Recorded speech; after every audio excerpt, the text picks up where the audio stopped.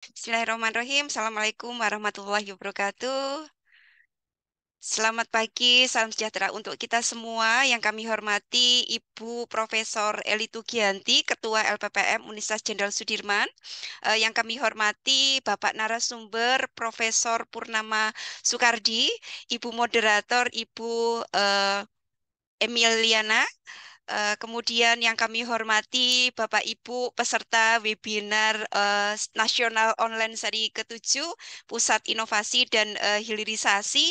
Ini ada Bapak Ibu dari beberapa kabupaten Banyumas, kemudian Purbalingga, Cilacap, Banjarnegara, Wonosobo dan Brebes dari dinas, kemudian dari Bapeda, kemudian ada dari BUMDes, nggih, kemudian ada dari Desa Wisata, UKM dan kelompok masyarakat di beberapa desa, khususnya adalah mitra dari Pusat Inovasi dan Hilirisasi LPPM Unsud. Alhamdulillahirabbil alamin. Puji syukur malah kita panjatkan kehadirat Allah Subhanahu wa taala, Tuhan yang Maha Esa, atas seluruh taufik rahmat dan hidayahnya sehingga pada hari ini kita bisa bertemu secara virtual di Zoom meeting dalam acara webinar nasional online seri ke-7 yang diselenggarakan oleh Pusat Inovasi dan Hilirisasi LPPM Universitas Jenderal Sudirman. Yang pada kali ini menghadirkan narasumber yang sangat luar biasa, hasil inovasi dan hasil penelitian serta kegiatan pengabdian, implementasi dan hilirisasi hasil riset dan inovasi yang telah dilaksanakan. Beliau adalah Profesor Purnama Soekardi yang pada hari ini akan sharing dengan kita semua terkait dengan teknologi inovasi produksi pelet ikan dan nanti akan mengupas berbagai hal tentang seluk-beluk dalam pembudidayaan ikan. Nah, sebelum tadi kita membuka acara ini, Prof. Soekardi sudah banyak menyampaikan bagaimana seluk-beluk pembudidayaan ikan yang nantinya dapat menjadi tips dan trik bagi Bapak Ibu sekalian, khususnya yang bergerak di eh, pembudidayaan ikan ini untuk bisa menjadikan tambahan wawasan sehingga nanti bisa lebih sukses dalam pembudidayaan ikan.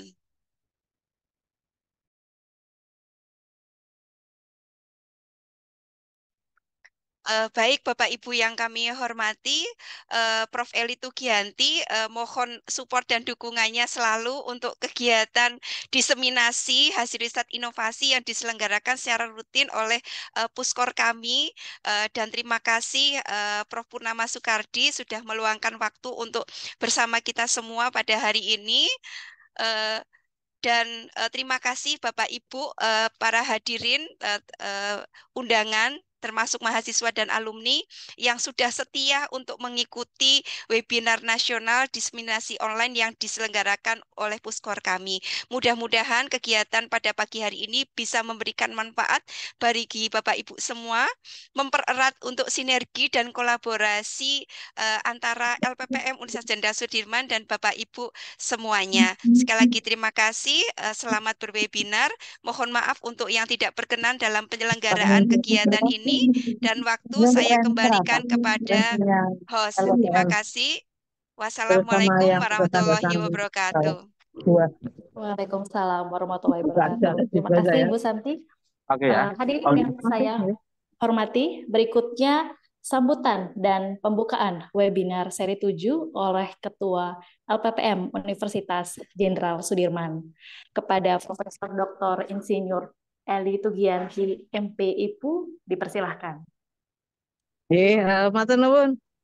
Bu Ayan, bentar nggih.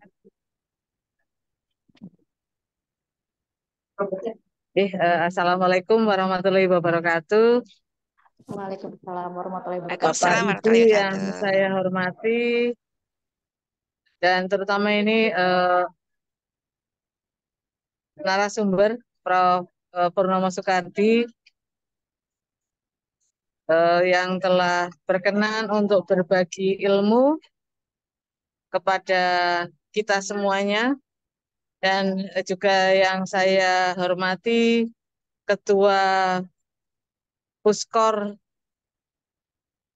Inovasi dan Hilirisasi LPPM Unsud beserta tim dan juga para pengguna teknologi dari Pusris Inovasi dan Hilirisasi serta mungkin dari berbagai OPD, berbagai mahasiswa, terus kemudian mungkin dari eh, banyak kalangan yang pada hari ini memang menyempatkan diri untuk bisa memanfaatkan teknologi yang akan disampaikan oleh narasumber. Apalagi ini merupakan menurut saya yang namanya ikan, gitu, budidaya ikan, faktor terpenting itu adalah ada di nutrisinya, di pakannya. Biaya paling tinggi pun akan muncul ada di sana. Sehingga teknologi yang akan dibagikan ini merupakan paling tidak adalah merupakan teknologi yang tepat guna, yang mudah dalam proses pengadaannya dan juga bisa dimanfaatkan mungkin bagi kita semuanya. Sehingga apa? Karena ikan adalah merupakan salah satu sumber protein yang ada di mana-mana. Indonesia dikuasai oleh lautan, berarti di situ potensi masalah ikannya dia sangat besar. Dan ternyata selain lautan, negara kita itu melimpah dengan sumber airnya, sumber daya airnya, sehingga banyak kolam pun kita jumpai ada di mana-mana. Jadi menurut saya ini adalah merupakan satu momen yang sangat-sangat tepat bagi kita semuanya, terutama yang merupakan berkecimpung dalam proses budidaya ikan. Dan sekali lagi saya matur nuwun sekali Pak Prof. Purnomo Soekardi yang sudah berkenan dan ikhlas berbagi ilmu pada kita semuanya. Mungkin itu saja yang bisa saya sampaikan. Dan sebelum saya tutup, marilah kita membaca basmalah bersama-sama untuk membuka acara webinar yang ke-7 dari Pusat Riset, Inovasi dan Hilirisasi LPPM Unsud. Monggo Bapak Ibu kita baca basmalah bersama-sama. Bismillahirrahmanirrahim. Dengan ini saya nyatakan webinar ke-7 LPPM Unsud saya nyatakan dibuka. Matur suwun, akhir kata wabil taufik walhidayah. Wassalamualaikum warahmatullahi wabarakatuh. Waalaikumsalam Waalaikumsalam warahmatullahi warahmatullahi wabarakatuh. wabarakatuh. Terima kasih Prof. Eli telah membuka webinar seri 7. Bapak Ibu yang saya hormati serta hadirin yang saya banggakan, tibalah kita di penutupan untuk acara pembukaan webinar seri 7. Mohon kesediaan Bapak Ibu untuk mengaktifkan kamera on cam karena kita akan ada sesi foto bersama. Mohon berkenan Bapak Ibu bisa tersenyum untuk menampilkan senyum terbaik. Dari slide 1 terlebih dahulu, mohon izin untuk ambil gambarnya. Silakan berpose dengan yang terbaik. 1, 2, 3.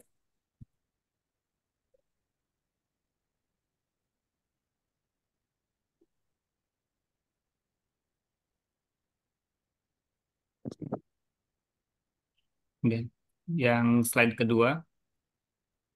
1, 2, 3.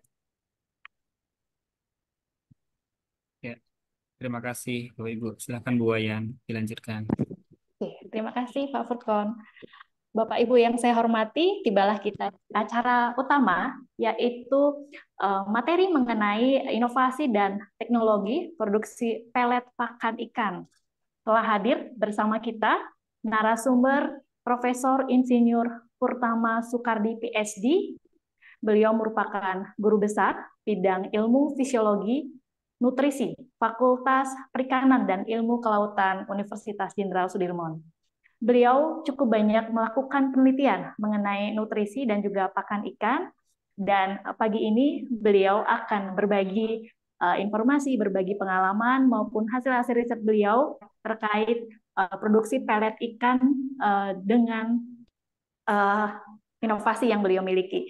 Dan untuk materi hari ini akan dipandu oleh Ibu Emiliana Listiowati SSI MSc.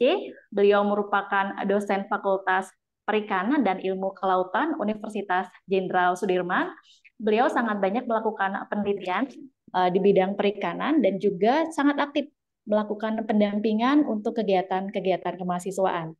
Kepada Ibu Emi, saya persilahkan untuk memandu webinar seri 7 pada hari ini. Baik, terima kasih Mbak Wayan atas perkenalannya. Assalamualaikum warahmatullahi wabarakatuh. Waalaikumsalam warahmatullahi wabarakatuh. Salam sejahtera untuk Bapak, Ibu, dan seluruh hadirin yang hadir di webinar hari ini. Yang terhormat Profesor Eli Tugiyati sebagai Ketua LPPM Universitas Jenderal Sudirman. Yang saya hormati Ibu Dr. Santi Dwi Astuti sebagai Ketua Puskor Inovasi dan Hilirisasi LPPM Universitas Jenderal Sudirman. Dan yang saya hormati Profesor Dr. Purnama Sukadi MSI sebagai narasumber hari ini. Kemudian yang saya hormati Bapak dan Ibu dosen, adik-adik mahasiswa dan peserta webinar dari beberapa instansi, nggih, dari BUMDes, ada juga dari Dinas Perikanan dan Peternakan, dan juga mungkin di sini ada dari alumni. Selamat datang di webinar online ke-7 dari Pusat Inovasi dan Hilirisasi LPPN Universitas Jenderal Sudirman. Baiklah, sebelum acara ini dimulai, terutama untuk pemaparan materi, mohon izin ya Prof.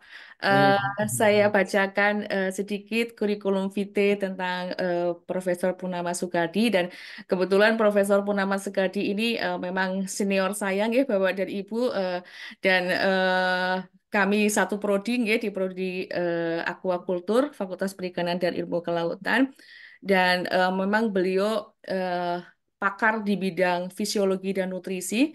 Banyak sekali penelitian yang sudah beliau lakukan, terutama tentang nano dan mikroenkapulisasi untuk pakan ikan, dan juga terkait dengan bioteknologi pada bidang aquakultur, yaitu berupa nutrigenomik.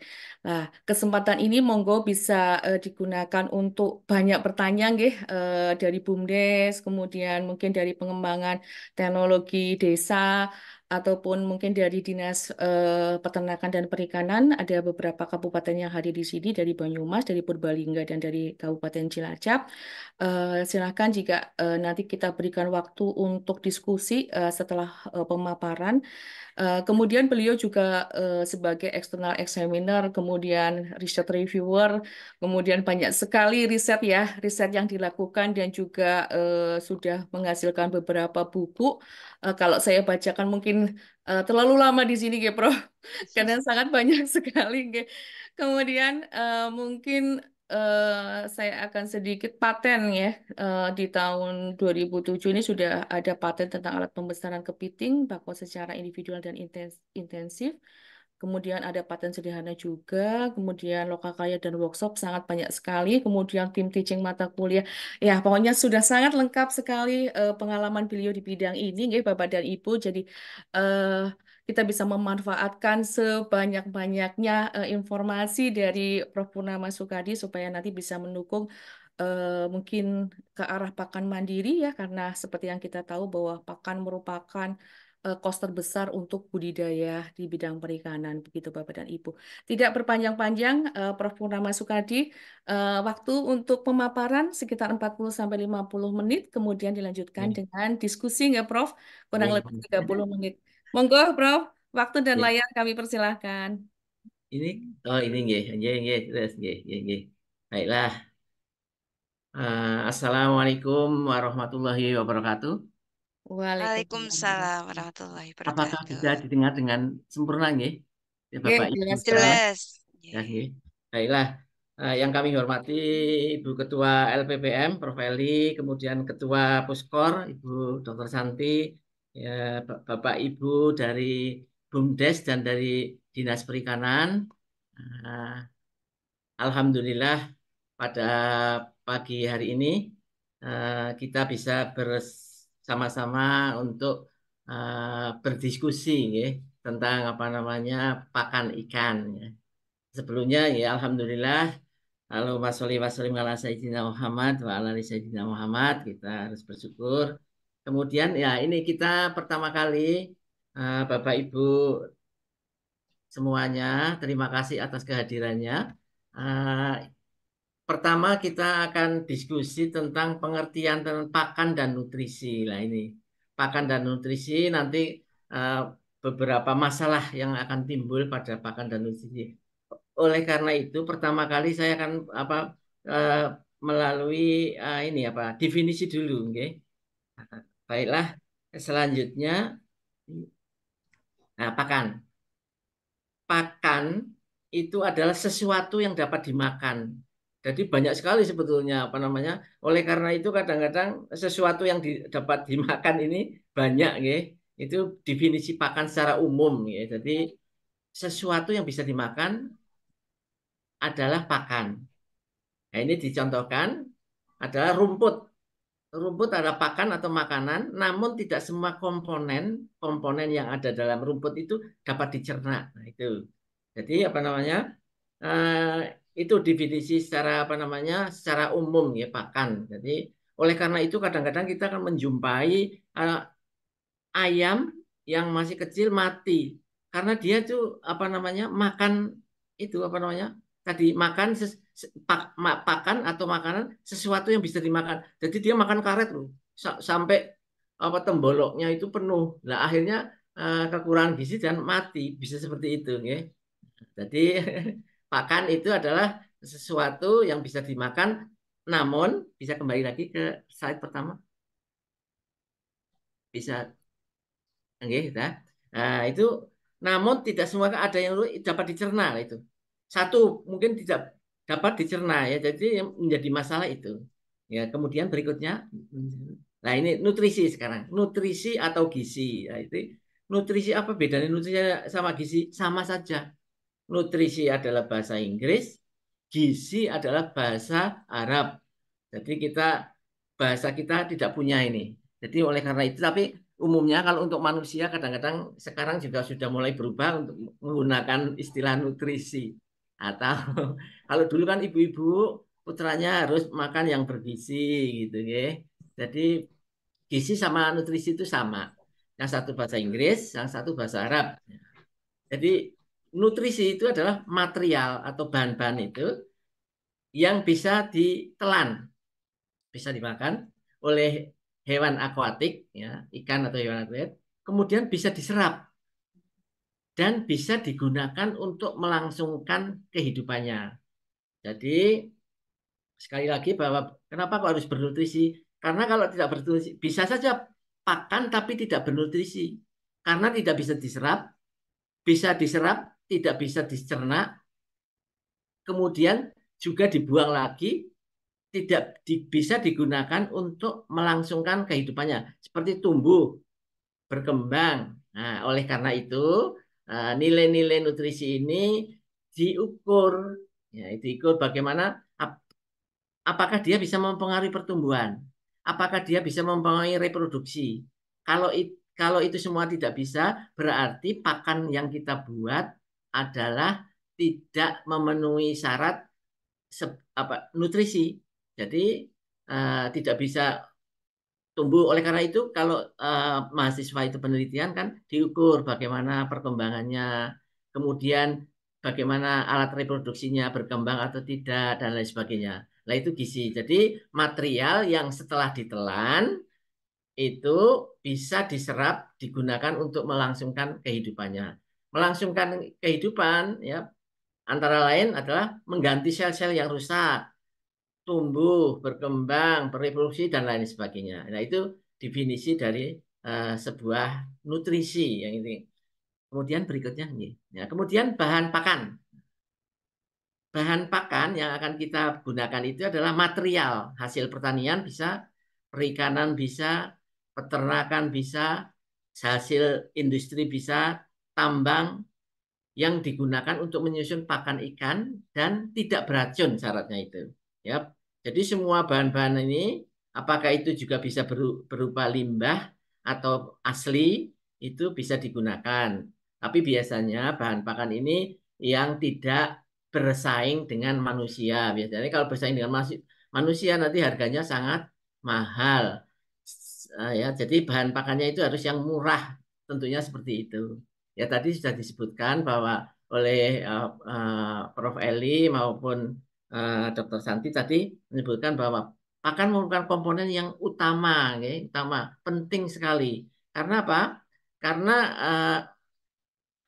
tadi hubungannya dengan produksi, hubungannya dengan harga. Nah itu. Jadi untuk meningkatkan produksi dan lain sebagainya, pakannya harus baik. Namun tadi harganya itu pakan bisa lebih dari 50% dari operasional untuk suatu budidaya. Jadi memang pakan ini sangat sangat perlu diperhatikan dan tentunya makanan yang bergizi. Kemudian berikutnya dalam pembuatan pakannya. Jadi pakan, definisi pakan dalam pembuatan pakan nanti itu adalah campuran berbagai bahan pakan yang disusun secara khusus sesuai dengan jenis dan masa pertumbuhan ikan. Jadi pakan ini sebetulnya harus sesuai. Jadi apa namanya, pakan itu spesifik, juga spesifik spesies. Jadi spesies, sebetulnya setiap spesies ikan itu mempunyai spesifikasi tersendiri terhadap pakan yang bernutrisi tadi, yang bergizi tadi. Sebetulnya hanya mungkin sangat merepotkan pokoknya untuk makan ini gitu kan, spesifik sebetulnya. Kalau untuk mencapai pertumbuhan ikan yang bagus sebetulnya spesifik spesies, spesifik umurnya. Jadi setiap tahapan umur sebetulnya kebutuhan nutrisi dari ikan itu berbeda sebetulnya. Tapi biasanya kan kita tidak mau repot sehingga apa namanya, ya udahlah seperti ini saja kayak gitu ya. Jadi seperti itu, apa namanya, sebetulnya spesifik spesies karena spesifik terhadap spesiesnya, jenisnya apa, kemudian spesifik juga umurnya. Kenapa kok spesifik? Ikan-ikan yang cenderung makanannya herbivore, maka kandungan proteinnya akan lebih rendah jika dilihat dari apa namanya, kebutuhan proteinnya dibandingkan dengan ikan-ikan yang karnivor. Nah, sebagai contohnya kalau yang herbivore ya mudah ya karena proteinnya sedikit ya. Tapi kalau yang karnivor itu tinggi biasanya, kayak lele seperti itu makanannya tinggi. Tapi ada yang sangat tinggi yaitu sidat. Sidat itu kalau pakan bernilai protein 40 aja masih lambat. Harusnya lebih dari 50% proteinnya itu. Jadi sidat itu memang luar biasa. Hanya budidaya sidat itu sementara ini sebetulnya sangat menguntungkan. Namun mafianya itu, mafia sidat itu wah, berat. Karena sebetulnya secara pakan itu harga pakan itu sangat menentukan apa namanya, apakah kita untuk berproduksi atau tidak itu ditentukan dari pakannya. Paling tidak sebetulnya adalah 3 kali, itu baru 2 atau 3 kali. Kalau harganya pakan 10.000, maka minimal harga produknya itu adalah 20.000. Itu aja tipis sekali keuntungannya. Harusnya 3 kali, 30.000. Ya. Kalau sidat itu harga pakannya sekarang itu kurang lebih, saya kemarin-kemarin itu melihat 25.000. Harga sidat bisa 100 sampai 150.000. Nah itu masuk 4 kali lipat. Tapi kalau harga pakannya 2 kali lipat, maksudnya ya apalagi 1,5 kali lipat, 1 kali lipat, itu ya sangat-sangat apa namanya, sangat tipis keuntungannya. Untuk produksi nggak apa namanya, ya berat memang. Oleh karena itu nanti pakan kalau bisa ya memang membuat sendiri. Namun nanti banyak kelemahannya. Nanti kita lihat ya, apa namanya, beberapa kelemahan yang sering kita lakukan. Kemudian definisi ransum, ransum atau diet. Nah ini biasanya diet ini, ransum itu biasanya istilah yang digunakan oleh tentara. Wah, makan ransum untuk akabri, untuk apa namanya, polisi atau tentara gitu, ransum. Nah, kalau ibu-ibu Yang sekarang terkenal adalah diet. Nah, jadi diet. Jadi campuran berbagai bahan pakan yang diberikan pada ikan sesuai dengan jenis, umurnya juga tentunya, dan masa pertumbuhan ikan selama 24 jam. Jadi didesain diet itu sebenarnya didesain untuk apa namanya 24 jam itu. Kalau sudah apa namanya dietnya harus bagus sehingga ibu-ibu yang biasanya apa agar menjaga stamina, menjaga penampilan harus diet. Jadi betul-betul di apa namanya didesain selama 24 jam itu saya makan apa, jam berapa harus makan, kemudian diet ini isinya apa saja. Nah, oleh karena itu selama 24 jam itu harus terukur. Kalau sudah lebih tidak boleh, pokoknya ibu-ibu nggak boleh makan setelah maghrib, pokoknya habis maghrib itu. Nah itu ada waktunya.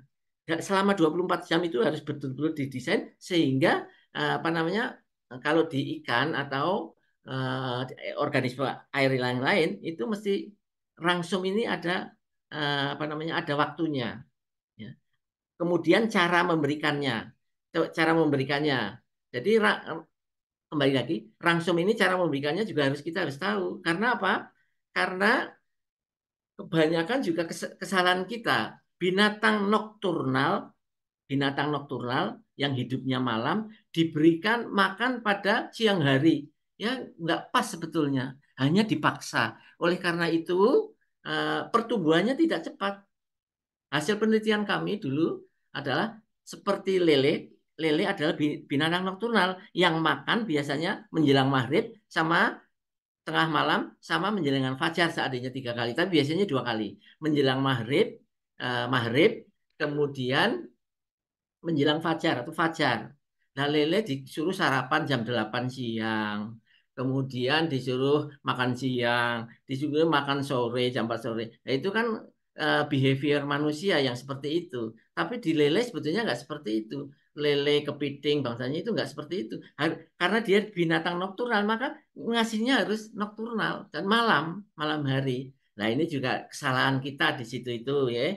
Sehingga pertumbuhannya nggak maksimal. Hasil penelitian kami yang lele yang kita tutupi terus itu apa namanya dan makannya itu adalah sesuai dengan makan mereka di alam, maka pertumbuhannya akan lebih cepat.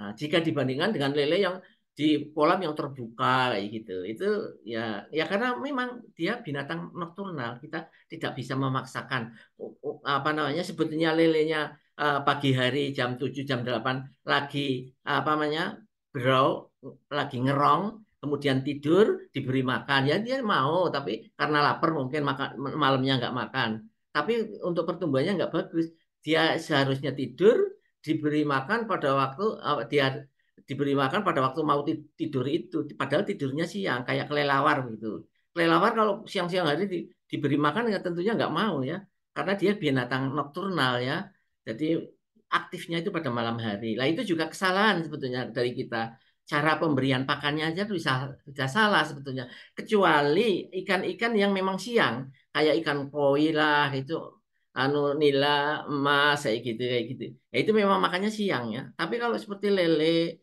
kemudian apa namanya kepiting dan lain sebagainya itu kita harus tahu betul-betul apa namanya kapan dia itu makan nah kesalahannya kita seperti itu ya selanjutnya nah ini juga ada zat anti nutrisi ini juga apa namanya sering sekali tidak diperhatikan zat anti nutrisi merupakan senyawa alami yang ditemukan dalam makanan tertentu dan pada umumnya dapat mengganggu penyerapan zat gizi lain dalam tubuh. Selain itu juga dia tidak apa namanya tidak baik ya karena menimbulkan kayak sakit gitu hingga mengakibatkan gangguan kesehatan.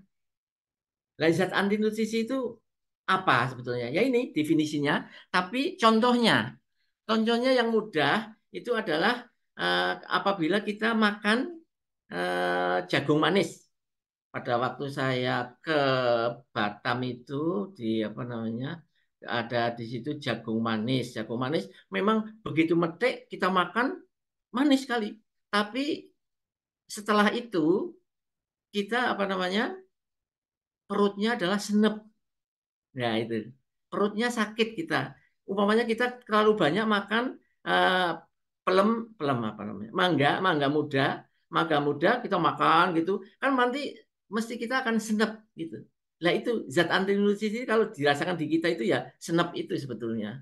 Jadi karena dia juga akan mempengaruhi apa namanya penyerapan dan lain-lain, juga dia akan sangat mengganggu kita sehingga ya tadi kalau ikan kan tidak bisa ngomong sehingga dimakan setelah itu dia nggak mau makan. Nah ini karena zat anti nutrisinya ini tidak diperlakukan dulu oleh kita. Nah, sehingga padahal semua banyak bahan-bahan yang mengandung zat anti nutrisi ini. Nah, hanya membuat pelet terus dicampur, wah tepung ikan campur, tambah ini, tambah ini, ya jadi. Tapi untuk pertumbuhannya nggak nggak tercapai karena apa? Dan apa namanya banyak yang terbuang. Nah, padahal makanan kalau dalam organisme air, makanan adalah penentu dan itu sangat berbahaya karena dia akan mempengaruhi lingkungan hidupnya. Setelah pakan rusak akan mengeluarkan H2S dan akan mengeluarkan amonia. Ya sudah, kedua zat apa namanya zat ini itu bisa menembus membrana semipermeable sehingga setelah dia dicerna kemudian diserap kemudian dimasukkan ke dalam apa namanya aliran darah kita ya ikannya pusing dan ikannya nggak mau makan karena ada NH3 amonia dan H2S. Nah itu ikannya nggak mau makan ya nggak mau tumbuh ya atau tidak mau tumbuh besar dan banyak yang mati. Nah itu karena kita tidak memperhatikan zat anti nutrisi ini. Nah ya jadi seperti itu. Selanjutnya, nah komponen anti nutrisi ini antara lain ya. Komponen anti nutrisi ini terdapat pada pakan diantaranya adalah tanin, saponin, inhibitor protease, lektin, alkaloid, asam oksalat, asam itat, glukosinolat, asam amino bukan protein, nitrit, nitrat, gosipol, farbol ester, glukosinolat, dan glukosida sianogen. Nah ini apa namanya komponen-komponen anti nutrisi itu seperti itu. Ya jelas kalau dimakan di perut kita ya akan apa namanya menghambat penyerapan dan menghambat yang lain-lain juga ya sehingga makanan tidak akan dimakan makanan yang lain juga akhirnya tidak termakan karena adanya komponen-komponen anti nutrisi ini gitu ya jadi seperti itu Bapak Ibu uh, uh, yang saya hormati oleh karena itu kita harus memperhatikan apa namanya zat anti nutrisi ini ya. Jadi kalau kita tidak memperhatikan sekali lagi, maka ya jelas ikannya nggak mau makan dan akhirnya ya apa namanya tadi tidak mencapai pertumbuhannya gitu. Baiklah ya, jadi kita harus memperhatikan anti nutrisi. Nah, zat anti nutrisi. Ya, selanjutnya nggak apa-apa. Ya, faktor anti nutrisi atau apa namanya anti nutrition factor ini adalah zat atau senyawa yang dihasilkan secara alami oleh tumbuh-tumbuhan dan dapat mengurangi pemanfaatan asupan nutrisi pakan tadi, asal tanaman atau produk tanaman yang digunakan dan beberapa penting dalam penggunaannya sebagai pakan. Nah, ini juga harus kita perhatikan ya, anti nutrition faktornya ini karena banyak sekali di produk-produk tanaman yang kita kadang-kadang tidak menyadari wah ini bergizi tinggi dan lain sebagainya. Ya, kemudian selanjutnya, ya ini saya berikan contohnya zat anti nutrisi pada pakan yang biasanya banyak di Indonesia ini, yaitu kedelai mentah, bungkil kedelai. Ini ada yang namanya trypsin inhibitor namanya zat anti nutrisi. Itu yang menyebabkan tadi enek tadi kalau seperti kita makan makanan yang tidak dimasak itu terlalu banyak maunya. Kemudian kacang tanah. Memang proteinnya juga tinggi dan bungkilnya. Ini juga ada TI-nya, trypsin inhibitor, ada tenin, ada lektin. Sebetulnya ada beberapa lagi. Jagung. Nah, jagung juga ada zat anti nutrisinya. Namanya seleno amino acid. Dedak padi. ada tritium inhibitornya, ada anti-tiamin, faktor, dan lain sebetulnya banyak itu zat anti nutrisinya. Kemudian tapioka. Nah, karena ini bahan-bahan yang ada di kita sih, jadi biasanya untuk membuat pakan ikan. Tapioka ada ini zat anti nutrisinya, cyanogenic glucoside. Kemudian tepung ikan, jangan dikira tepung ikan walaupun bergizi tinggi, tapi ada zat anti nutrisinya. Itu yang harus kita perhatikan, yaitu histamin, gizerosin. Histamin itu ya seperti yang mudah contohnya apabila kita peka terhadap histamin ini, orang yang makan ikan atau krustasea jenis gula nanti gatal-gatal gitu bangsanya kayak gitu. Tapi ini juga akan mempengaruhi penyerapan tadi. Jadi sebagai racun begitu ya, penyerapan, sehingga makanan-makanan yang lain akhirnya tidak termakan juga karena tidak bisa terserap, akhirnya pencernaannya tidak berjalan dengan baik. Ya, histamin banyak orang yang kalau makan udang gatal-gatal sehingga tidak mau makan udang, terus jadi bermacam-macam lah kayak gini. Nah, jenis-jenis itu. Kemudian kelapa. Bungkil kelapa. Ini juga kan biasanya banyak, yaitu ada manan dan estogenik faktor. Ini zat anti nutrisinya. Ini juga menyebabkan tadi senep tadi di perut ya. Kalau kita makanan-makanan yang tidak dimasak, kenapa kok senep? Karena ada zat anti nutrisi itu, sehingga pencernaan yang lain juga akan terganggu begitu, Bapak Ibu sekalian ya. Kemudian, ya selanjutnya nggak apa-apa. Nah, cara menurunkan senyawa anti nutrisi ini minimal kita bisa menurunkan atau bisa mengurangi. Ya, ada yang bisa dihilangkan sama sekali ya, ya bisa lah. Tapi ya itu tadi lama. Ada beberapa cara di proses ya. Kemudian bisa dengan cara perendaman sebetulnya. Direndam 24 jam paling tidak. Kemudian dikecambahkan, itu juga akan mengurangi zat anti nutrisi. Atau difermentasi selama 24 jam, biasanya seperti itu. Itu akan mengurangi.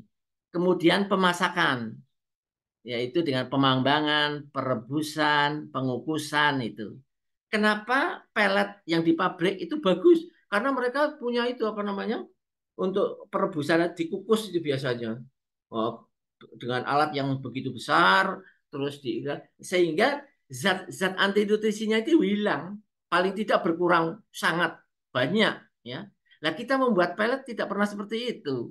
Ya, ikannya nggak mau, ya makan 1-2 kali, setelah itu senep, terus nggak makan, terus akhirnya penyerapan di dalam tubuh ikan juga sedikit, ya akhirnya ikannya mati, survival rate-nya rendah. Nah, itu masalahnya. Kenapa kita membuat pelet gagal? Sebetulnya membuat pelet kan gampang, kan di beberapa bahan campur jadi siji kayak gitu, terus terus jadi gitulah peletnya. Tapi tadi karena kita tidak menghilangkan atau mengurangi dulu, paling tidak dikurangi yang banyak, itu lebih dari 50% tentunya zat anti nutrisi ini, sehingga kita akan berhasil membuat pelet. Nah, itu ya dipanggang lah, direbus lah, atau dikukus. Nah, biasanya kalau di steam itu, kalau di pabrik pakan kan mesti ada steamnya itu, gitu, sehingga selain di steam itu mengurangi zat anti nutrisi, dia juga akan membuat peletnya itu nanti berongga, sehingga dia jadi pelet terapung kayak gitu ya. Nah, itu uh, kelebihannya kan seperti itu. Dan jelas karena mungkin nutrisinya sama yang kita buat, tapi punya kita tidak dimakan dan ikannya juga tidak tumbuh dengan bagus, dan banyak yang mati karena ini zat anti nutrisi ini. Itu justru yang harus kita perhatikan. Ya, ini caranya. Ya paling enggak dimasak, direbus, dikukus. Nah, kalau dikukus kan bisa. Ya tadi dia mempunyai steaming, yang untuk steam bahan-bahan pakan, dan pakan itu gede sekali kalau di pabrik-pabrik itu ini. Nah, tujuannya sebetulnya untuk ini mengurangi paling tidak zat anti nutrisi, sehingga pelet yang kita beli kok lebih bagus terus timbangnya kita yang buat sendiri gitu loh, Bapak Ibu sekalian. Ya, terus nggih, Bapak Ibu. Saya kira itu nggih. Terus kemudian masih berapa waktunya, ya? Halo? Waktunya masih berapa menit? Halo? Masih, Prof. Masih sekitar 20 menitan lagi. Oh ya, itu yang satunya lagi berarti. Oke, yang formulasi pakan belum Ye, ya, Prof? formula silakan, ye, ye.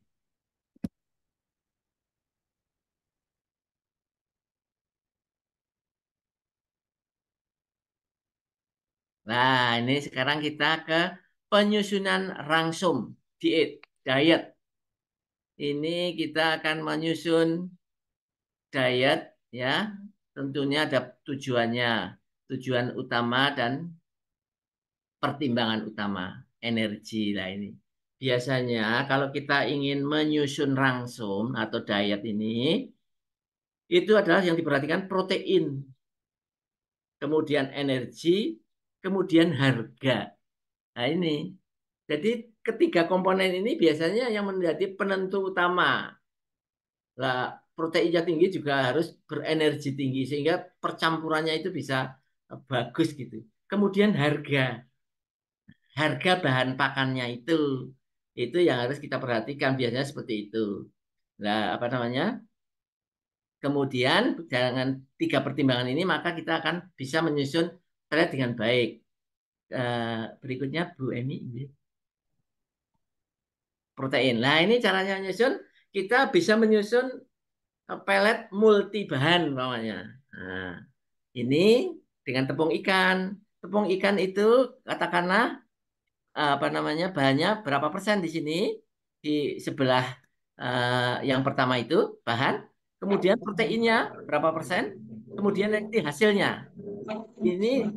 Ini kita mudah kalau membuat pack kayak gini. Tidak hanya bahannya 4 tok, tidak yang apa namanya metode yang itu. Ini metode yang mudah, bisa apalagi bisa menggunakan Excel.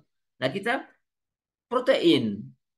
Nah, proteinnya itu kita akan membuat berapa. Ini nanti hasilnya kan bisa bisa dilihat dari semua ini apanya ini protein terlebih dahulu. Tepung ikan itu kan proteinnya 60%. Bungkil kedelai itu 37%. Tepung darah 80%.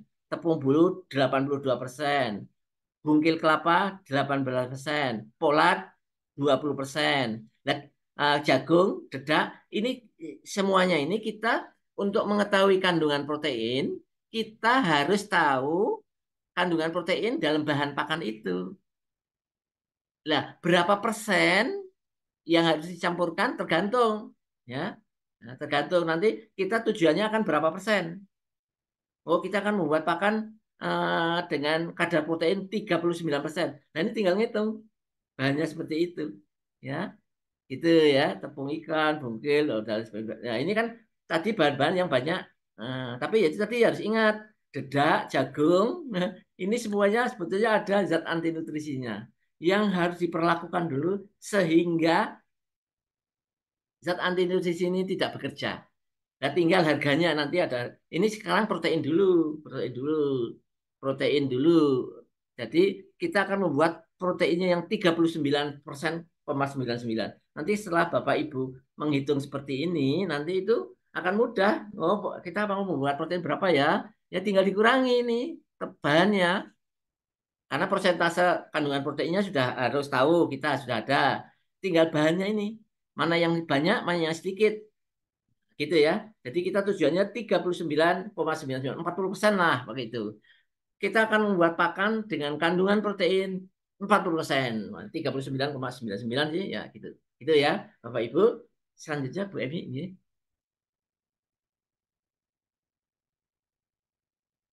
Nah, itu bahan pakan, material digunakan dalam gram ya sebagai jenis pakan, protein, kandungan nutrisi yang telah diketahui bahan pakan. Hasil adalah banyaknya bahan gram yang digunakan dalam penyusunan dan jumlah kandungan protein yang ada dalam pakan pelet tadi yang telah terjadi.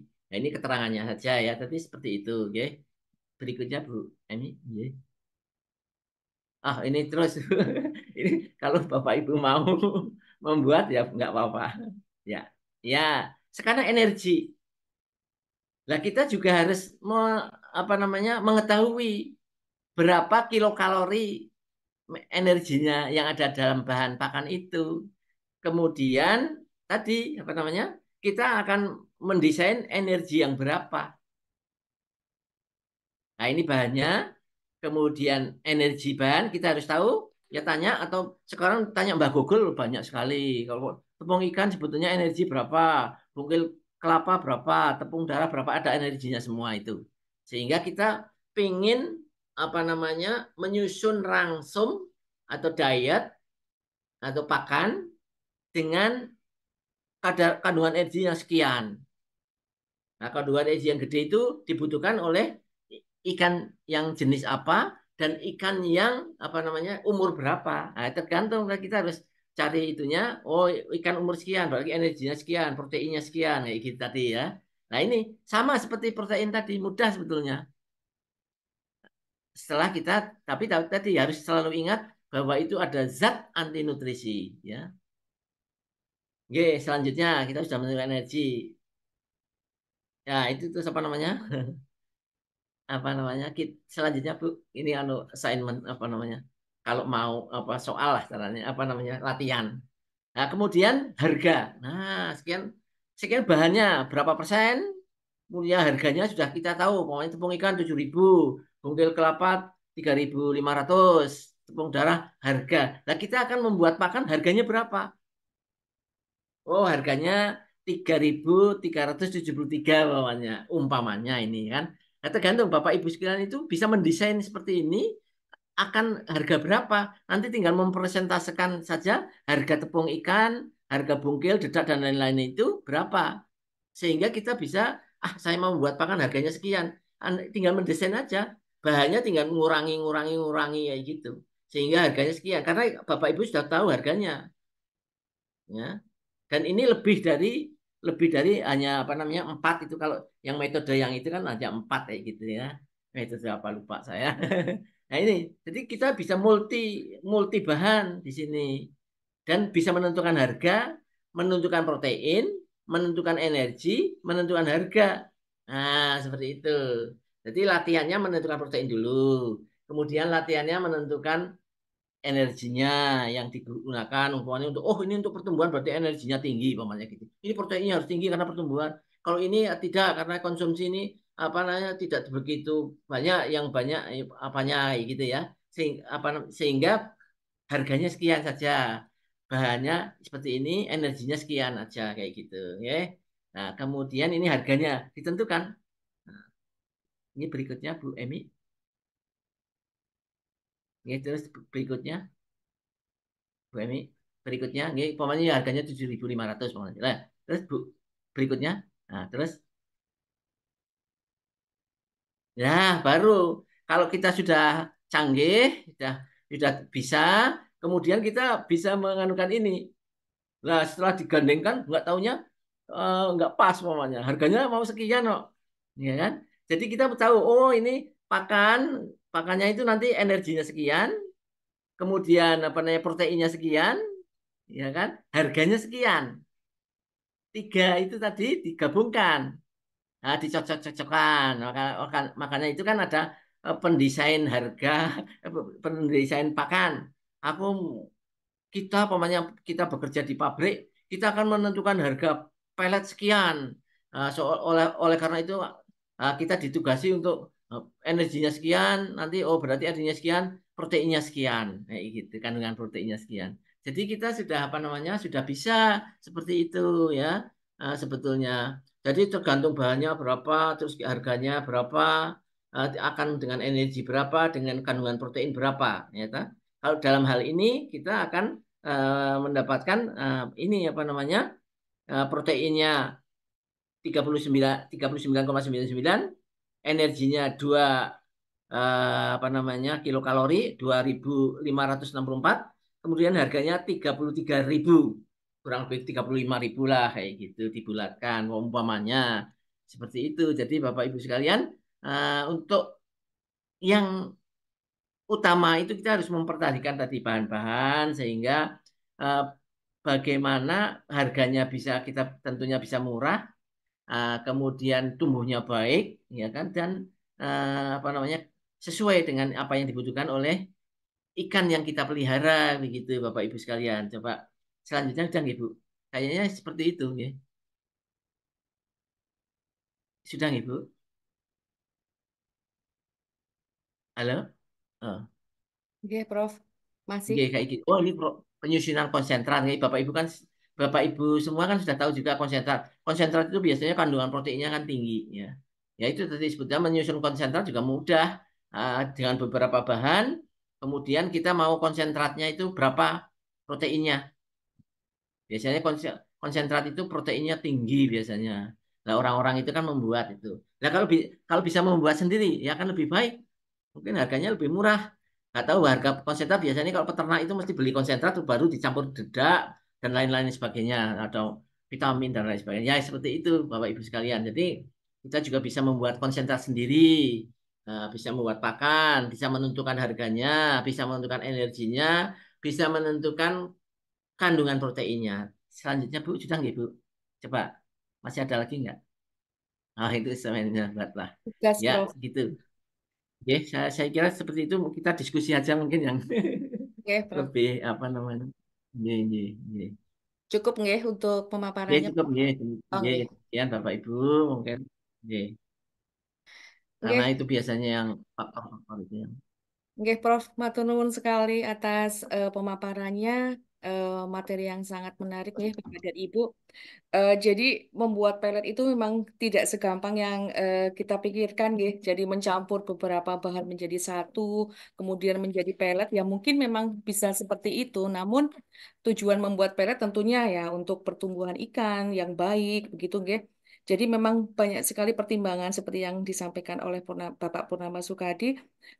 Kemudian Prof. Purnama Sukadi sudah menyampaikan formulasi bagaimana cara menyusun pakan dengan lebih efisien, begitu ya Bapak dan Ibu. Biasanya kalau mahasiswa-mahasiswa kami pertama kali diberi informasi adalah membuat pakan dengan metode kuadrat, ya Prof, yang segi 4 Pearson itu. ini Kemudian Pak, yang kemudian tahu. itu kan sangat simpel, tidak bisa menentukan kalorinya, tidak bisa menentukan harganya. Tapi hari ini Prof sudah menyampaikan ke kita semua bahwa ada cara yang mungkin lebih efisien, kemudian bisa menggunakan Excel. Kita bisa menentukan berapa protein yang dibutuhkan, kemudian kita bisa menentukan berapa energi yang dibutuhkan dalam satu formulasi pakan. Begitu nggih Bapak dan Ibu. Monggo saya buka sesi untuk diskusi kurang lebih 30 menit. Monggo Bapak dan Ibu, jika ada yang perlu ditanyakan, karena biasanya ada kendala, nggih. Pada saat kita membuat pakan buatan, kenapa kok ikannya tidak tumbuh dengan baik? Oh iya betul, ternyata informasi yang disampaikan oleh Prof. Purnama Sukadi bahwa mungkin pemilihan bahannya yang masih kurang tepat. Kemudian ada satu lagi yang biasa terjadi pada saat membuat pakan buatan dengan formulasi sendiri, tidak mengapung ya. Mungkin itu yang jadi permasalahan nggih untuk beberapa pokdakan yang ada di mungkin di BUMDes nggih. Atau mungkin di Dinas Peternakan dan Perikanan, ya itu menjadi masalah kita bersama kalau tidak ada mesin peletnya yang ekstruder itu bagaimana ya. Monggo kalau itu menjadi permasalahan bersama bisa kita diskusikan. Mumpung ada Prof. Purnama Sukadi yang pasti banyak sekali pengalaman terkait dengan bidang ini. Monggo silahkan. Bisa lewat chat atau bisa lewat langsung. Silahkan Bapak dan Ibu. Sambil menunggu, nggih. Ya mohon maaf ini belum saya ganti itu backgroundnya dipakai anak saya tadi. Boten napa-napa, Prof. Atau mungkin sembari menunggu, Prof, pertanyaan dari audien, kira-kira permasalahan apa saja pada saat kita membuat pakan buatan sudah sesuai dengan pemilihan bahan baku, nutrisinya memenuhi persyaratan, kemudian pemilihan bahan baku dengan persyaratan yang tidak apa namanya bersaing dengan manusia dan lain-lain, guys. Pokoknya persyaratan pakannya sudah memenuhi. Ternyata tidak bisa mengapung begitu, Prof. Mungkin ada eh, trik dan tipnya supaya pakan bisa mengapung tanpa menggunakan mesin yang mahal. Kalau ekstruder kan Yun Sewu memang harganya cukup mahal, nggih. Karena kebetulan saya sedang Ya. mendampingi nggih di Panembangan kurang lebih 30 juta untuk mesin seperti itu, nggih, hanya satu ulir saja, Prof. Jadi Mungkin ini Ya. akan menjadi ini ya, apa namanya, informasi penting untuk kita semua. Apa sih yang perlu kita lakukan? Mungkin Prof. Monggo Prof. Sambil menunggu pertanyaan dari Oke. audiens. Jadi terima kasih Bu Emi tadi sebetulnya tadi salah satu jalan tadi kita biasanya apa namanya menambahkan eh, eh, seperti tepung tapioka umpamanya gitu ya, ya agar dia akan lebih mengambang atau mengapung. Tapi sebetulnya tadi yang baik ya minimal kita eh, bahannya tadi setelah itu didang paling sehingga kalau di steam itu kan dia akan berongga loh. Nah, setelah berongga baru nanti setelah di apa di Kukus nggak, tadi Prof? apa namanya Bidang itu dikukus nggak? dikukus gitu. Nah, dikukus. Nah, setelah dikukus baru nanti dijemur jadi pelet kering kayak gitu. Oh, nggak. Karena itu dia nanti akan berongga biasanya kali itu. Kalau itu kan juga pakai itu tapi apa namanya kalau di pabrik itu steamnya kan gede Ya, kayak gitu ya. steamnya Jadi memang dengan temperatur yang sangat tinggi nih, dengan kelembaban juga gitu. Jadi, memang sangat berbeda dengan pelet yang mungkin ada mungkin di Pokda kan menggunakan mesin pelet yang biasa ya Prof. Jadi mungkin salah satu caranya lebih baik di steam karena memang prosedural itu iya, biasanya kita iya. lewatin ya Prof. Iya itu kalau mereka kan seperti itu ya. Jadi Monggo, akan apa namanya nggih. lebih bisa oh, ya. Wonten pertanyaan dari Bapak Anton dari Seraya Oh, Depok. Anton Monggo, ya. monggo silakan Pak Anton. Terima kasih Bu. Nggih. Selamat siang Pak Furkon. Nggih. Ini saya menanyakan, ini mau menanyakan untuk itu kan bahan-bahannya mungkin sudah komplit, ada protein dan juga untuk bahan karbohidratnya sendiri udah cukup nggih. Lah untuk perlu enggak ini untuk penambahan vitamin dan mineral kan itu memang dibutuhkan untuk ikan nggih. Kira-kira untuk penambahan vitamin dan mineral ataupun bahan asam amino mungkin itu kira-kira di angka berapa persen ya Prof? Terima kasih. Jadi baiklah. Memang apa namanya vitamin biasanya vitamin apa namanya vitamin mix ya. Biasanya vitamin yang sudah apa namanya terbungkus biasanya. Kan ada yang sudah terbungkus ya Bu Emi. Vitamin yang apa Ya, betul. namanya Yang tertentu maunya coated vitamin, nggih. coated vitamin karena vitamin yang tidak tercoated itu begitu masuk itu hilang nanti misal air cepat hilangnya gitu Pak Anton ya. Jadi coated vitamin biasanya multivitamin itu biasanya kalau untuk organisme atau hewan itu di-coated dulu, di-coated sehingga vitaminnya tidak mudah lepas. Memang itu harus ditambahkan ya.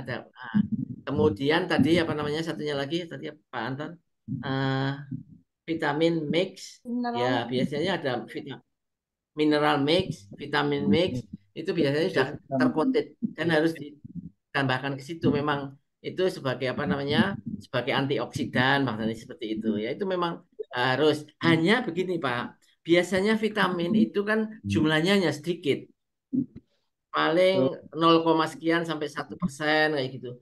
Nah masalahnya di kita itu kalau kita membuat pelet sendiri adalah apa namanya mixingnya, pengadukannya. Nah itu pengadukannya itu biasanya nggak rata karena persentasenya itu kecil. Jadi memang pengadukannya juga butuh apa namanya pengadukan yang bagus sehingga bisa merata. Loh ini sudah saya beli vitamin kok atau mineral bahasanya kayak gitu. Kok nggak bagus?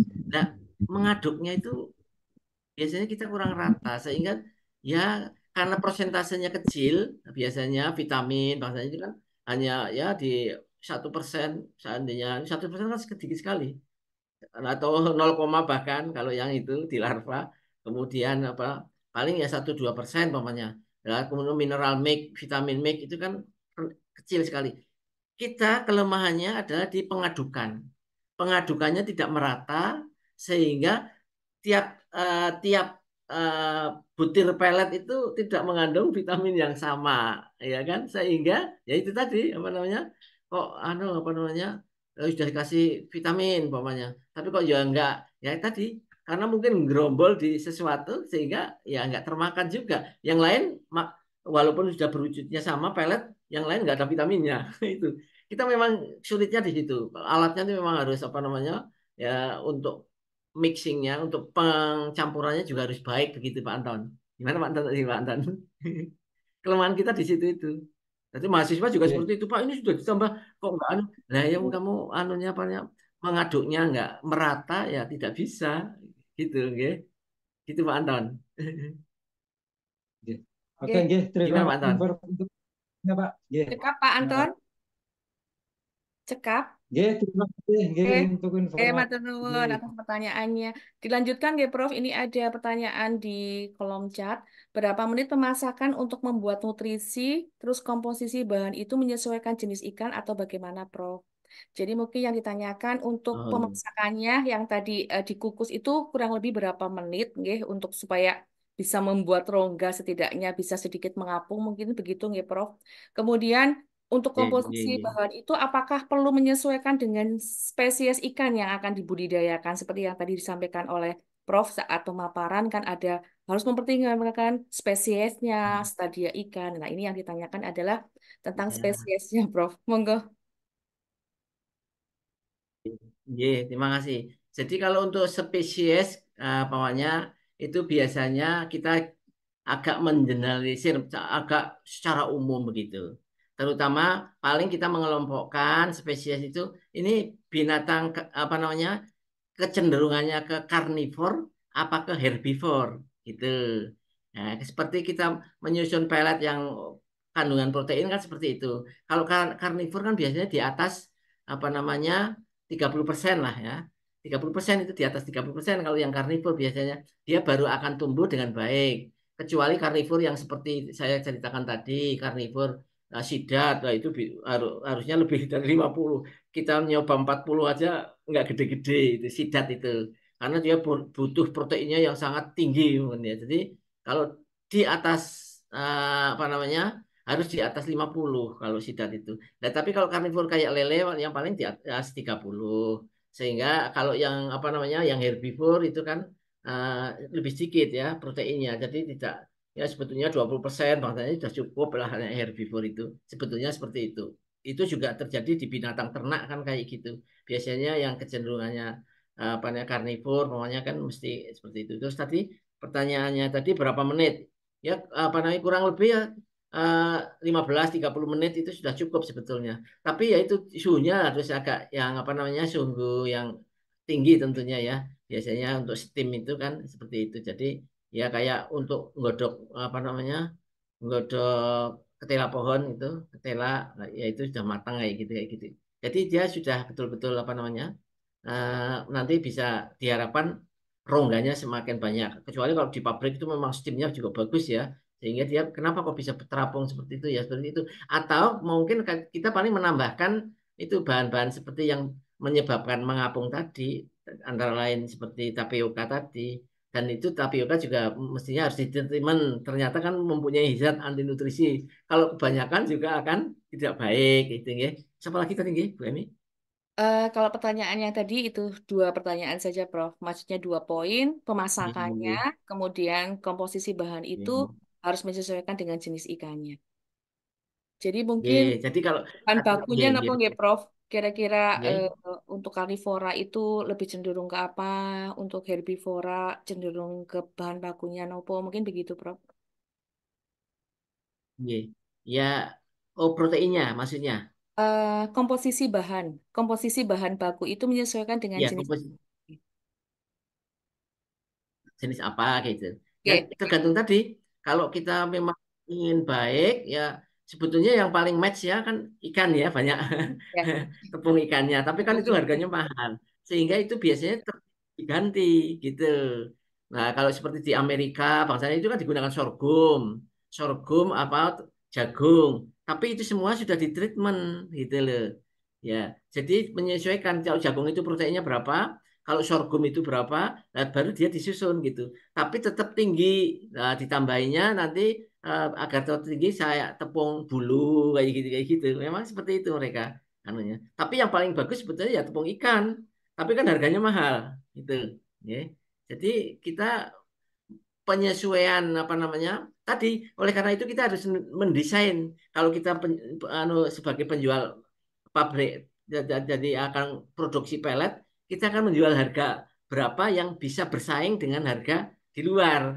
Sehingga nanti kita otak-atik itu ada tepung bulu, apa tepung itu sehingga proteinnya itu tetap tinggi gitu. Dan diharapkan itu apa namanya dengan protein yang tinggi yang kita buat, substitusi protein tadi akan tumbuh dengan bagus. Nah, karena tentunya yang paling match adalah dari tepung ikan gitu.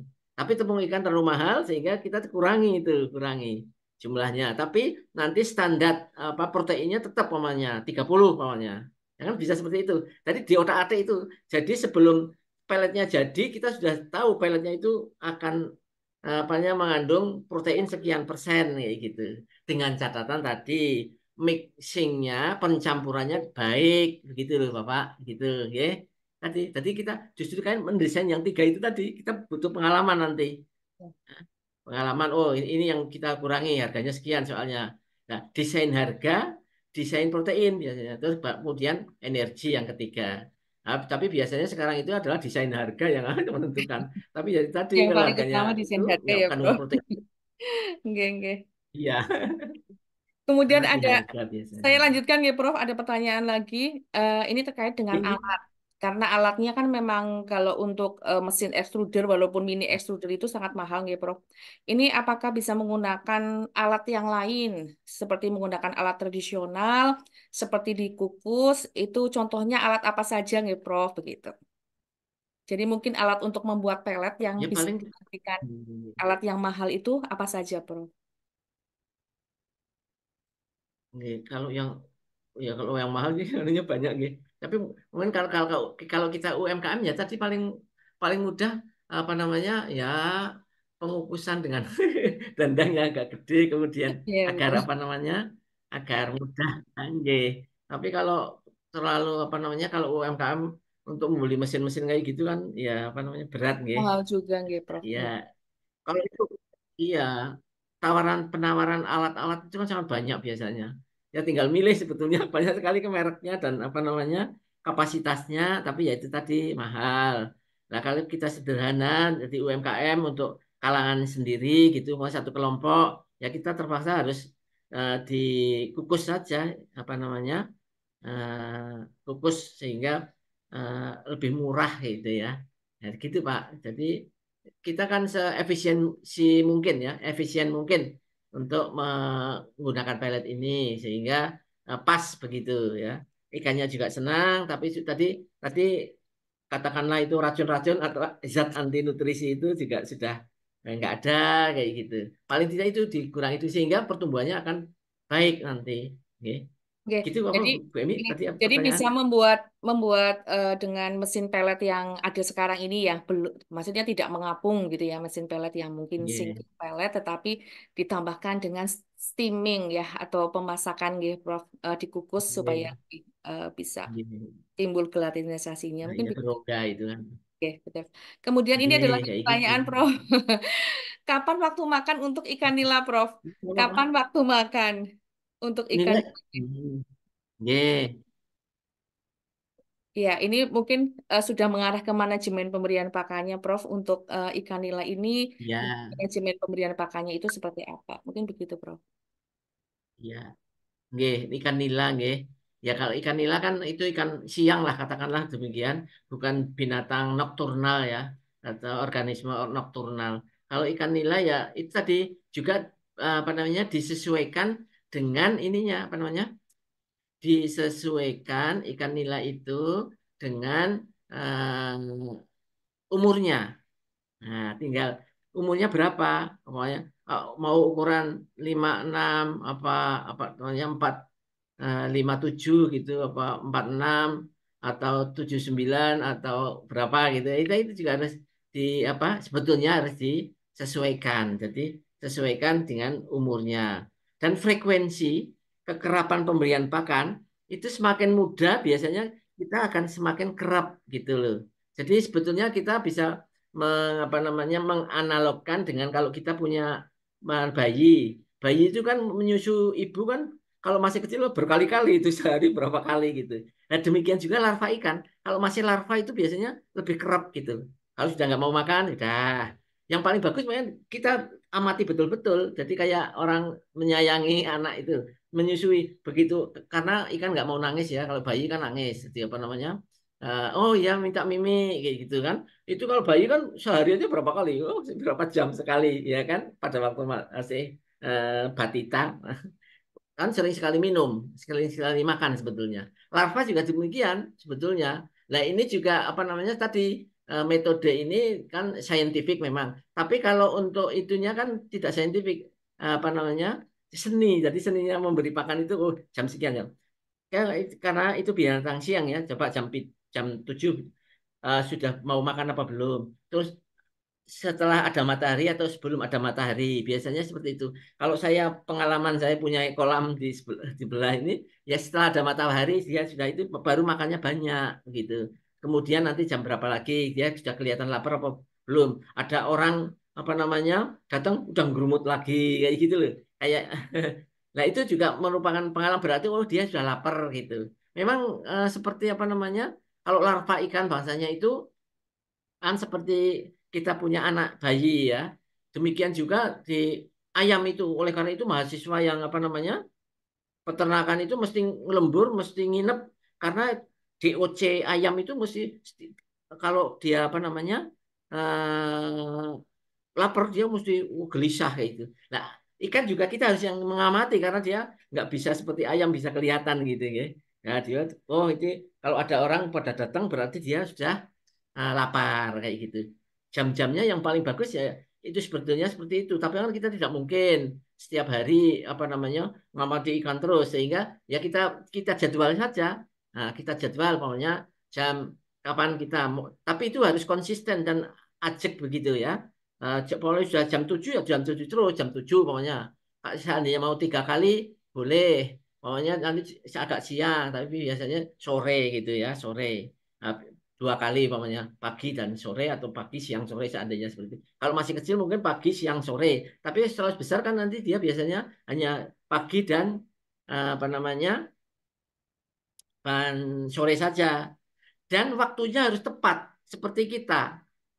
Kenapa orang banyak kena penyakit mah? Karena makannya itu waktunya nggak tepat, ngawur gitu. Kita kan biasanya makannya ngawur. Kenapa kok kena penyakit mah? Ya makannya dia kan tidak teratur. Jadi pada waktu kita sudah makan jam 7, ya makan jam 7 terus gitu. Atau ikan juga seperti itu. Karena kalau diberi makan jam setengah 7, antara setengah 7 sampai jam 7, apa tuh? Ya, atau jam setengah 7 sampai setengah 8, umpamanya. Itu waktu yang harus diberi makan terus.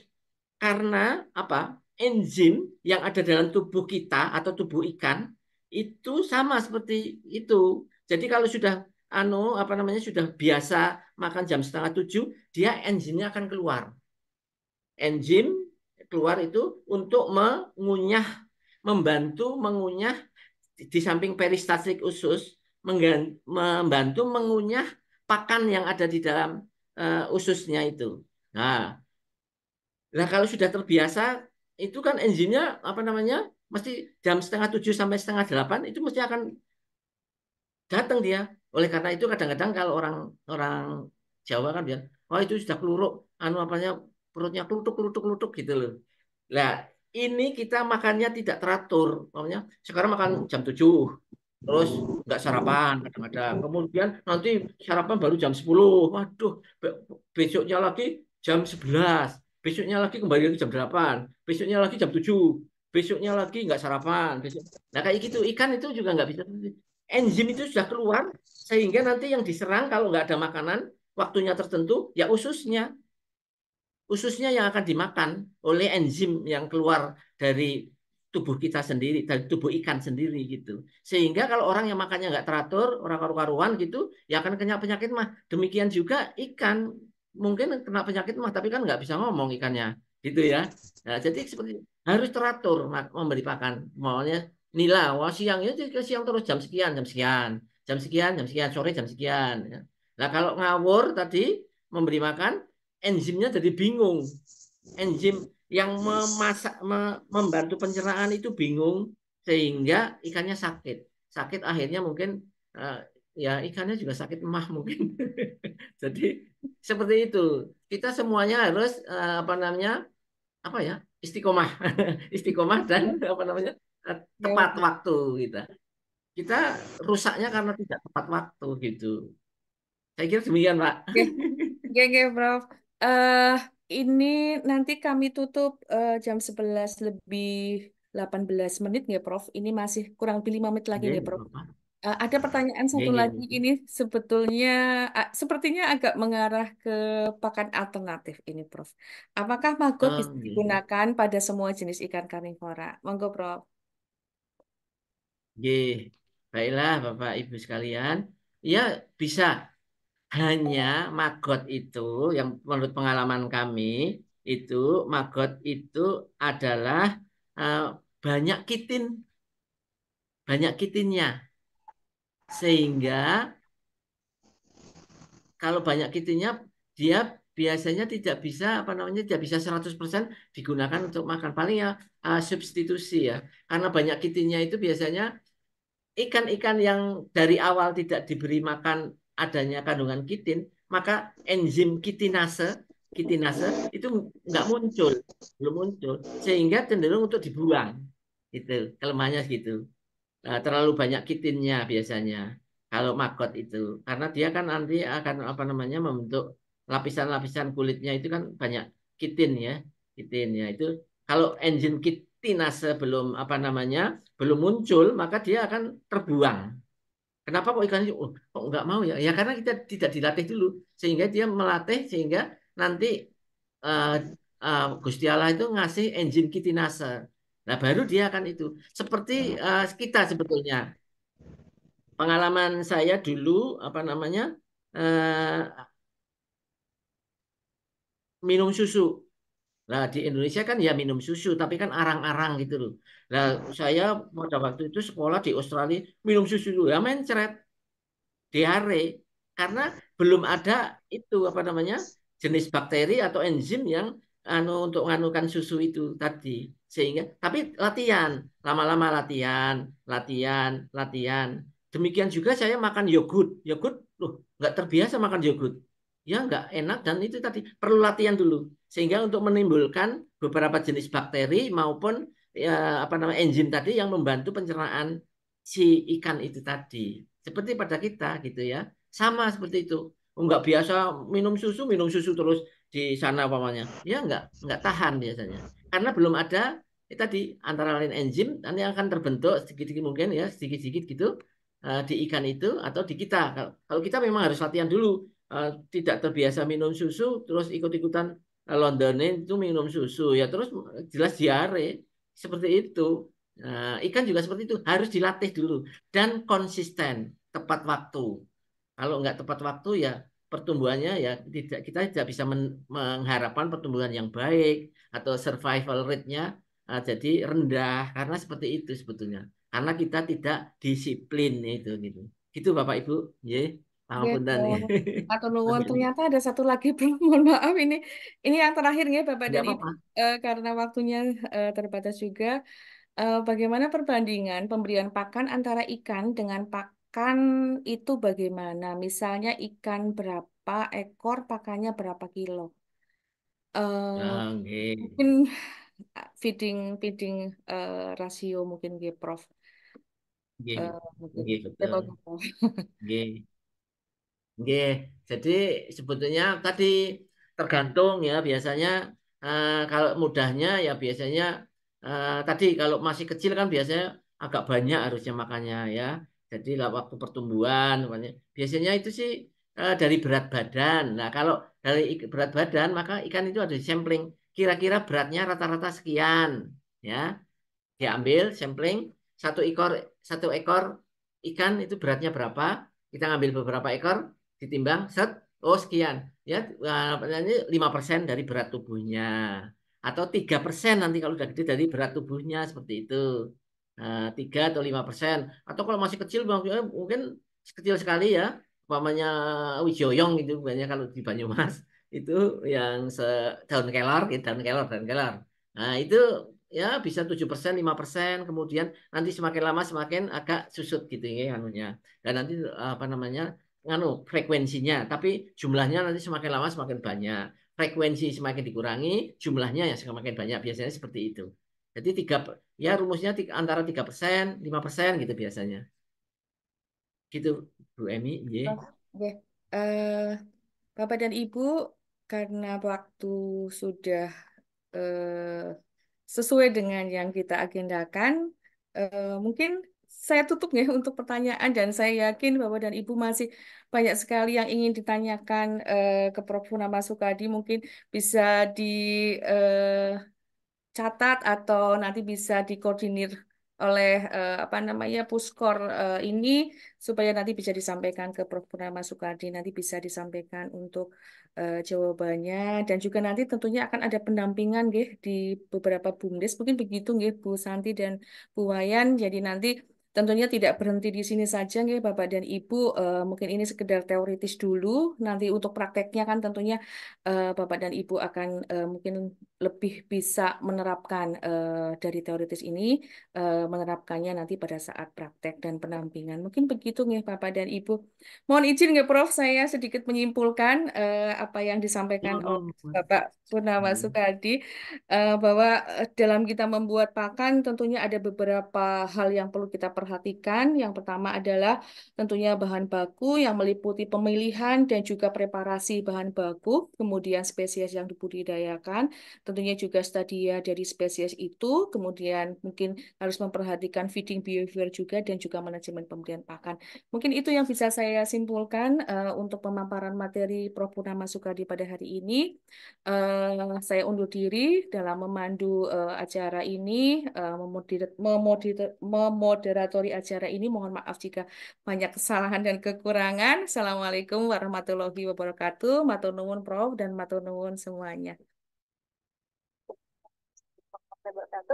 Terima kasih Ibu Emi telah membantu webinar seri 7 Puskor Inovasi dan Hilirisasi LPPM Universitas Jenderal Sudirman.